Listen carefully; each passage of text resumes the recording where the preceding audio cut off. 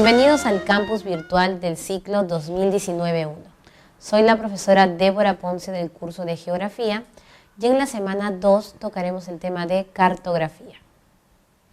Ahora, como la semana anterior vimos, siempre es bueno recordar un poco de la historia quizás o también de la nomenclatura del término de cartografía. Una pregunta que nosotros nos podemos hacer es ¿cómo fueron los primeros mapas? Entonces, varias preguntas se nos vendrían a mente y hasta imágenes, ¿no? No existía imprenta, no había un GPS como ahora, cuando te pierdes, coges tu celular. ¿Dónde hacían los dibujos? ¿Eran rupestres? Era un gran mapa en la ciudad para que todos se puedan ubicar. Y creo que todos nos hemos percatado también la dificultad que es hacer un mapa. La cartografía trata de hacernos la vida más sencilla para el primer paso de la geografía, que es la localización. Cartografía viene de chartis y graphein, que significa escrito o gráfico sobre un mapa. En otras palabras, es descripción del mapa. La cartografía puede tener tres formas de conceptualizarse, como son ciencia, técnica y arte. Le decimos ciencia porque la cartografía es una disciplina geográfica. Por lo tanto, sigue el método científico y los principios geográficos. Es una técnica porque abastece a otras disciplinas. Por ejemplo, la historia, cuando cogemos un libro, vemos nosotros mapas de las guerras. El mapa lo ha hecho la cartografía. El historiador lo que ha podido elaborar son las líneas o flechas que van sobre el mapa. Arte, por el tema del dibujo. ¿Tú cómo hacías un mapa del Perú? Sin regla y sin nada, ¿cómo te salía? Deformado, ¿verdad? Entonces, la cartografía tiene que tener una precisión. No puede ser que un día nos salga un dibujo y el otro día otro, porque ya no podríamos ubicarnos en un espacio concreto. La cartografía va a hacer uso de tres tipos de instrumentos, que es el mapa, las cartas y el plano, aunque el globo terráqueo también pertenece a él, solo que el globo terráqueo es un instrumento que casi no presenta deformación. Recordarán ustedes, tenemos nuestro globo terráqueo ubicado hasta en soporte angular, como si la Tierra ya estuviera inclinada.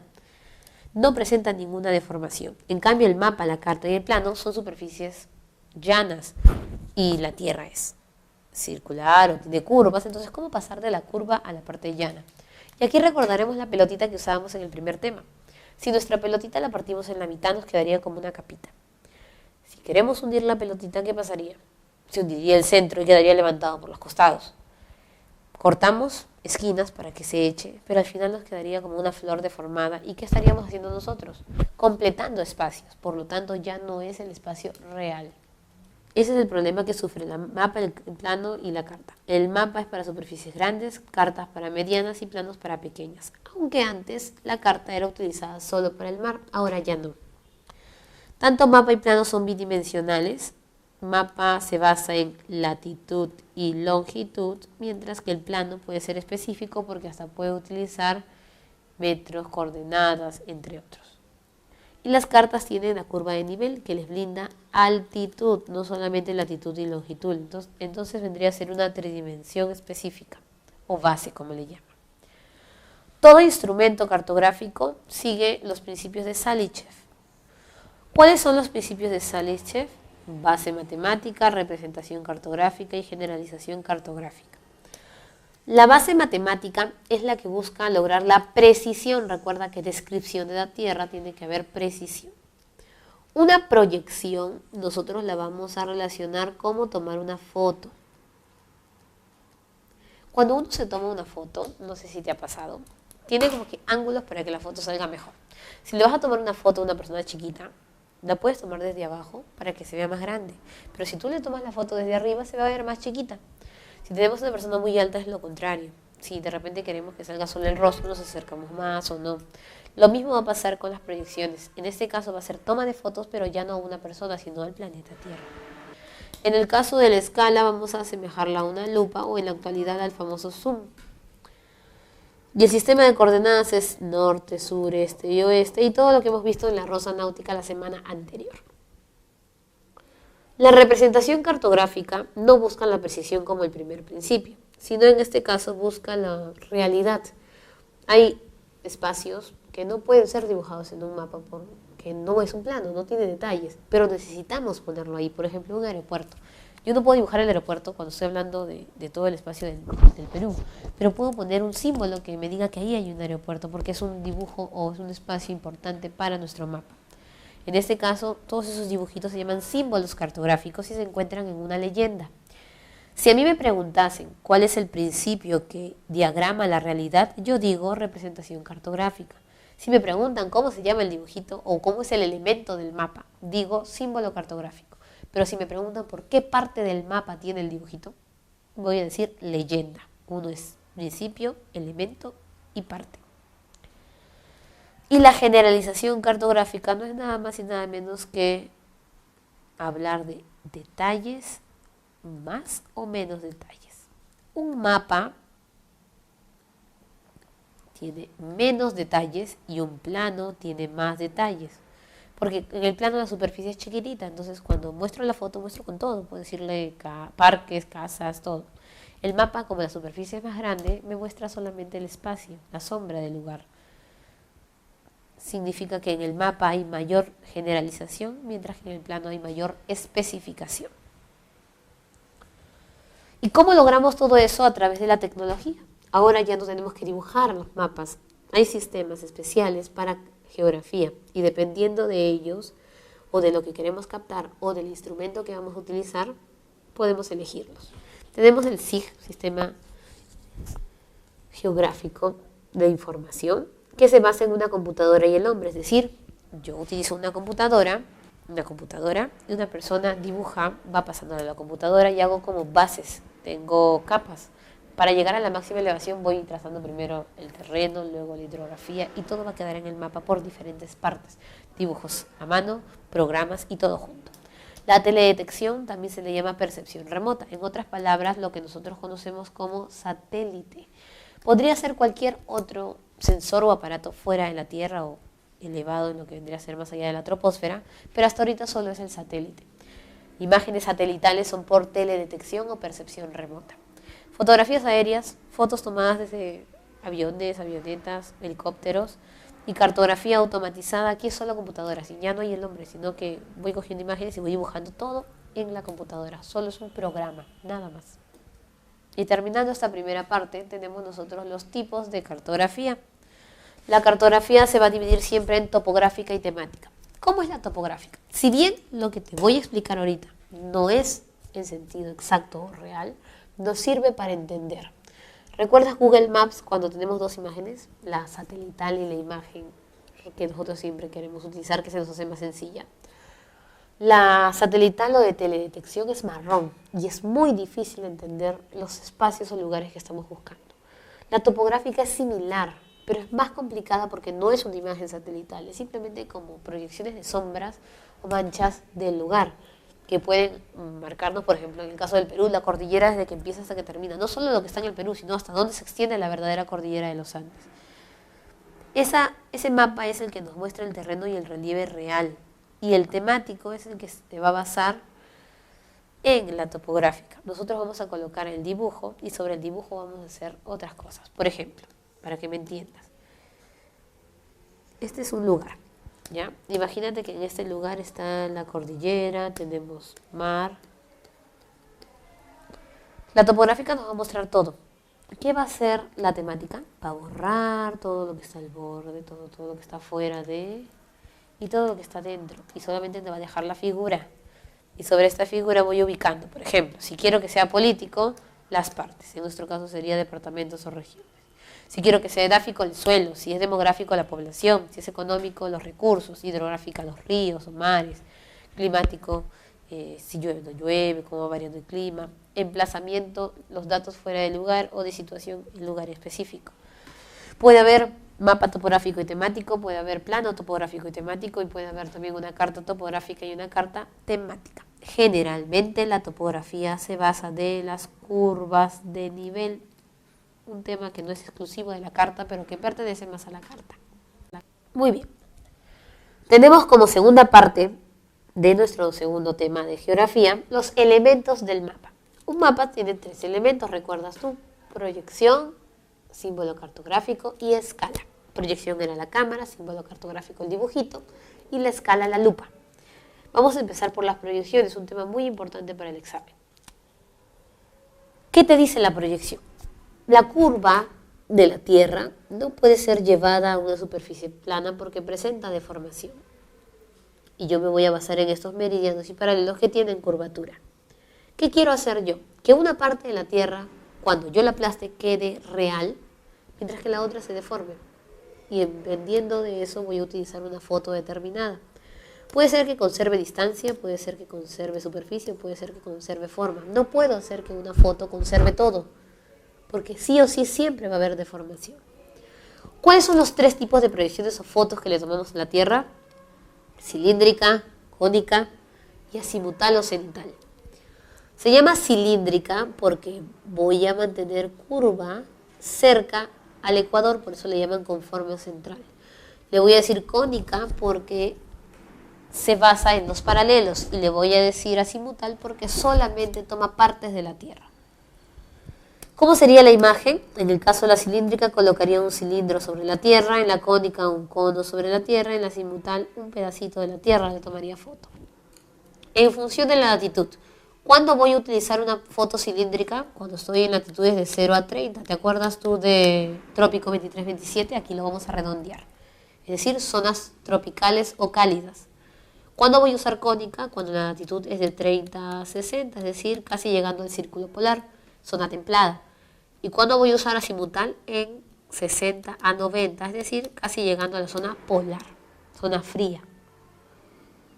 Los meridianos en un cilindro van a ser líneas rectas equidistantes. En una proyección cónica van a ser líneas rectas que se dirigen al polo. En una azimutal van a ser líneas que vayan hacia el polo. Paralelo, aquí sí es importantísimo porque es la que nos diferencia las proyecciones. Los paralelos en la ecuatorial o cilíndrica van también rectos, pero mira, cuando están cerca del ecuador están juntitos y cuando se alejan del ecuador van separándose. Eso es lo más importante. En el caso de la cónica van a ser curvas, no círculos. Y en el caso del cenital van a ser círculos. Nombre o como le llaman también característica principal. Yo dije dibujar un cilindro, no dije si echado, parado. Pero yo quiero que esté de pie, ¿para qué? Para que cumpla esto de las latitudes bajas. Y en ese caso utilizaría la cilíndrica normal de Mercator, que es tangente al ecuador. Yo dije cónica, puede ser el cono derecho o inversa. No puede ser el cono echado, porque yo quiero que conserve de 30 a 60 y en ese caso utilizo Lambert. Dijimos que la azimutal es tomarle foto a cualquier parte de la Tierra, pero yo quiero tomarle al polo para que conserve de 60 a 90, por lo tanto utilizo azimutal polar, pegada al polo. La cilíndrica me permite tomar fotos ecuatoriales perfectas, pero los polos y la zona templada está deformada. La cónica me va a deformar el otro polo, en donde tomé la foto, porque solo se va a ver el polo de abajo, o el de arriba, dependiendo de donde tomé la foto, pero deforma también casi todo el ecuador. Y la azimutal polar, su nombre lo dice, solo sale bien ¿quién? El polo donde tomé la foto. El otro polo sale totalmente distorsionado, te explico. Ese puntito verde, por ejemplo, es el polo norte. ¿Cuál sería el polo sur? Toda la bola de afuera. Lo que era un puntito se convierte en un círculo. Entonces hay deformación total del otro polo y de las otras partes de la Tierra. Por ahí ustedes van a ver universal de Mercator. ¿Qué es eso? Es como decir una proyección cilíndrica tangencial, pero ¿cuál es la diferencia? En la normal de Mercator,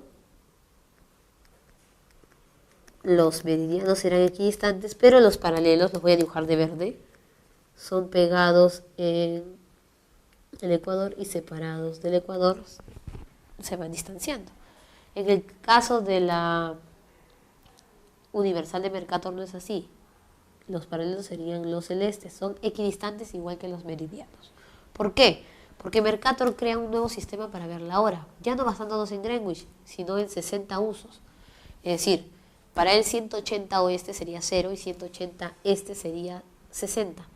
Cada 6 voy contando un uso, una hora. Por eso el Perú está en el uso 17, 18 y 19, pero verdaderamente está en el meridiano 81, 75 y 69, siendo 18 y 75 nuestra hora oficial. Si hablamos nosotros de los otros elementos del mapa, tendríamos símbolos y escalas. El símbolo es fácil. Símbolos son los dibujitos, que pueden ser puntuales cuando ven capitales, por ejemplo. Pueden ser lineales como las carreteras o los ríos. O pueden ser zonales, cuando tenemos que mostrar varios lugares. ¿Dónde se encontraban? En la leyenda. La escala sí es la parte que tenemos que precisar, igual que las proyecciones. La escala es una fracción que puede mostrarse normal o echada. Esta escala está siempre en centímetros, aunque no vas a escribir el centímetro, tú debes saber que está en centímetros. El número 1 significa mapa y la X significa terreno. Esa es una fórmula. Escala es igual a distancia del mapa sobre distancia del terreno. Puede ser numérica la escala o puede ser gráfica. ¿Cómo es gráfica? Aquí te vas a dar cuenta. Si yo coloco, por ejemplo, 300 kilómetros y yo divido en 3 la escala, significa que cada espacio vale 100. Este 100 yo lo voy a encontrar aquí, o también puedo encontrar el número 1, que significa el 1 del mapa. ¿Cómo convierto ese gráfico a una escala real? Voy a buscar 1 del mapa, slash, y voy a colocar el 100. Pero está en kilómetros, ¿y en qué debería estar la escala? En centímetros, entonces le aumento 5 ceros. Y ya tengo mi escala numérica de mi escala gráfica. Cuidado con algunas cosas.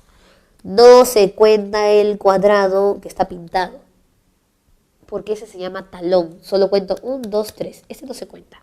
¿Y qué pasa si no está pintado? Lo reconozco porque está antes del 0. Este puede estar dividido en 1000 cuadrados. A mí no me va a interesar, me va a interesar solo lo que está después del 0. Hay escalas que te las ponen con varios números al costado. No importa, tú cuentas desde adelante cuántos espacios tienes. En este caso tenemos solo 3 espacios por más que esté pintado el cuarto. Tienes que tener también en cuenta que toda escala empieza en 1, no en 2, si no tienes que simplificarla. Ni en 3, ni en 4, ni en nada. Escala grande siempre es un número chiquito, mira, 1000 a 20.000. Escala pequeña siempre es un número grande, 25.000 a 1.000.000. Escala grande para plano, escala mediana para carta y escala pequeña para el mapa. Hay 2 valores ya determinados, la carta y el mapa oficial. La carta nacional mide 1 sobre 100.000 y el mapa mide 1 sobre 1.000.000. No puede cambiar eso. Aquí tenemos algunos previos ejercicios de cómo te puede venir. Por ejemplo, si te dicen, hay en los segmentos, fácil. 50 kilómetros, 5, que es el valor, entonces divido 50 entre 5 y me sale 10. 10 espacios tengo que tener aquí. Hay en la escala numérica, entonces me fijo acá, 100, 1, 2, 3, 4, 5. No cuento el pintado, entonces 100 entre 5 me sale a 20. Mi escala sería 1 sobre 20, pero está en kilómetros, le aumento 5 para hacer centímetros. ¿Y cuándo voy a usar esta fórmula? ¿Cuándo me ponen problemas? ¿Cuántos kilómetros reales en el terreno hay en 10 centímetros en el mapa a escala del mapa oficial del Perú? ¿Cuál es la escala del mapa oficial del Perú? 1 sobre 1.000.000. ¿Cuál me han dado? El mapa, 10. ¿Y qué no me dan? El terreno. ¿Qué tendría que hallar entonces? En kilómetros. El terreno, multiplico X y aumento una bolita más. Pero me dijeron en kilómetros, le resto 5. Entonces me queda 100 kilómetros, es la distancia del terreno real. Y si me dan el terreno, hallo el mapa. Pero ahí tengo que tener cuidado que todo esté en centímetros, o todo esté en metros, o todo esté en kilómetros. Y el tercer bloque de este tema es las cartas y planos. Planos, recuerda que es un espacio pequeñito. No se llama croquis. Croquis es el camino sobre un plano. El plano es cuando el lugar es chiquito. Por ejemplo, quiero la ciudad de Lima o la capital. No voy a pedir un mapa, no quiero el borde, yo quiero ubicarme allí. Entonces pido un plano. Va a ser detallado porque me va a decir parques, jardines, municipalidades, todo lo que necesite, dependiendo del espacio, obviamente. Y la carta la voy a utilizar cuando quiero hallar la altitud. ¿Puede haber un plano y mapa con altitud? Claro, esos son los topográficos, pero aquí es más preciso y no necesitas ni siquiera colocar dibujos del lugar. Ahorita te vas a dar cuenta de ello. En el caso de los planos tenemos 3 planos importantes: topográfico, relieve con curvas, emplazamiento, fuera de lugar. Por ejemplo, quiero hacer una obra en San Borja, emplazamiento me muestra todo lo que está alrededor de San Borja. Si quiero hacer una obra justo en una determinada avenida, pido de situación, me muestra la realidad del lugar. Y en cartas, las cartas se basan en las curvas de nivel que hemos mencionado un montón de veces. Y tú me dirás, ¿qué es una curva de nivel? Y aquí la vas a conocer. Elementos de una carta para lograr la altitud. Curvas de nivel son las bolitas que vas a ver aquí. ¿Ves? Si estás en el mar, se llaman batimétricas. Si estás en la tierra, se llaman ipsométricas. ¿Cómo sé si es batimétrica? Puede ser que me dibujen curvas de olas. Puede ser también que me diga que el número está en negativo. Ahorita vas a ver qué número. O simplemente me mencionan que son batimétricas. Cotas. Las curvas tienen numeritos. Por ejemplo, aquí 0, 100, 200 y 300. Estos numeritos son las cotas que muestran la altitud. Si está en negativo es menos del nivel del mar, y si está en positivo es la altitud real, ¿no es cierto? En este caso estaríamos hablando de 30 de altitud, olvidándonos que hemos dibujado las líneas acá, imaginando que es un mapa, una carta, perdón, de curvas ipsométricas. Y ya está. Esa es la cota que conserva equidistancia, 0 a 100, 100 a 200, siempre tiene que haber una distancia entre cada cota. Isolínea. ¿Qué es una isolínea? Tengo dos conjuntos de curvas, 300 aquí y señala aquí, y no me dan número. ¿Qué significa? Que este punto también vale 300. Esa es una isolínea, igual altitud. Pero si me trazan una línea, y acá dice por ejemplo 500, ¿por qué trazarlas si son diferentes? Porque me están mostrando un perfil topográfico, donde hay una mayor o menor inclinación. El espacio entre cada curva se conoce como zona. ¿Para qué nos sirve la zona? Mira, si yo tengo, por ejemplo, que este dibujo es una montaña, ¿por dónde subirías? ¿Por aquí o por aquí? Algunos dirían por acá, profesora, porque es más chiquitito y menos camino. No, mientras más pegada esté la zona, significa que está inclinada la montaña. Sería entonces zona pequeña, pendiente abrupta. Zona grande, pendiente suave. Profundidad. Por ejemplo, si al centro tenemos menos 300 y acá afuera tendríamos 5000, imagínate que es una depresión. ¿Cuál es la profundidad? La mayoría diría menos 300. No, la profundidad es restar el número de afuera con el de adentro para saber cuánto de verdad tiene de profundidad dicho espacio. ¿Cómo saber si es elevación o depresión? Siempre que va a ser una elevación, el número grande va a estar al centro. Siempre que es una depresión, al centro va a estar el 0 o un número más chiquito o un número en negativo. Las curvas nunca se cruzan, salvo en acantilados rocosos. Y cuando tienen doble medida es porque es un cañón. Además, 5000 es una montaña, por ejemplo. Pero si te ponen en el centro 500, estás hablando simplemente de un cerro o colina. Ahora, no olvidar, que acá lo hemos puesto, tenemos un espacio en nuestra separata que se llama anexo. Es simplemente de conocimiento, no te va a venir en el examen. Pero sí es algo muy importante. Recuerda que el Perú ya tiene su primer satélite, el PeruSat-1. Fue hecho en Francia, se proyecta desde la Guyana francesa, pero muestra información para nosotros y así es un camino que vamos perfeccionando en la cartografía internacional. Bueno, jóvenes, hemos concluido la temática y ahora pasaremos a resolver preguntas que nos van a permitir a nosotros profundizar lo aprendido el día de hoy. En la primera pregunta nos pide reconocer dos instrumentos cartográficos como son mapa, carta y plano, y también algunos temáticos. Elija la alternativa que relacione el documento cartográfico con las características del territorio a ser representado. Si hablamos de mapa, hablamos de territorio extenso, carta mediano y plano pequeño, mapa político y mapa edafológico. Edafológico, recuerden, estudio del suelo, que también le dicen edáfico.